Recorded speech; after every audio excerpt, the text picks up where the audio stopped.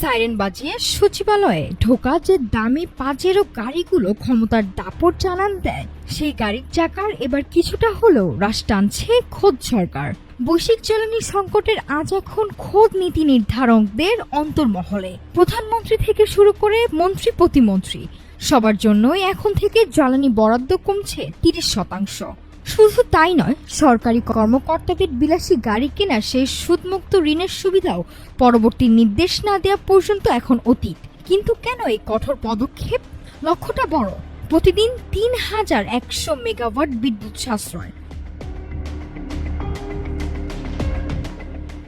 তবে এই সাশ্রয় যেন কৃষক বা শিল্পের চাকাকে থামিয়ে না দেয়, সেদিকেও নজর রাখা হয়েছে।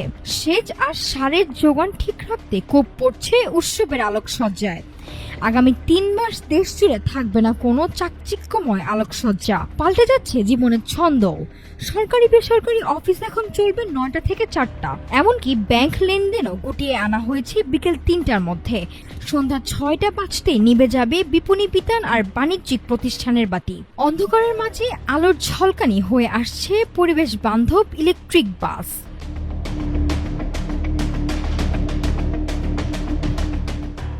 শিক্ষা প্রতিষ্ঠানের জন্য বিনা শুল্কে আর অন্যদের জন্য মাত্র 20% শুল্কে আমদানির সুযোগ দিচ্ছে সরকার। লক্ষ্য একটাই, কালো ধোঁয়া আর মেয়াদ উত্তীর্ণ যানবাহনের রাজত্ব শেষ করা। কৃচ্ছ সাধনের এই তালিকায় বাদ পড়েনি আপ্যায়ন বা ভ্রমণও।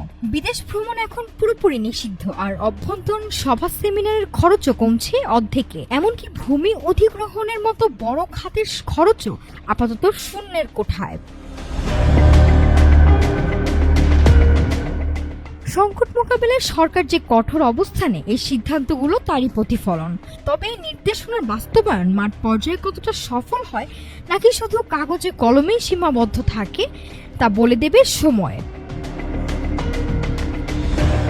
নাফিসা সামিয়া, ঢাকা টুডে।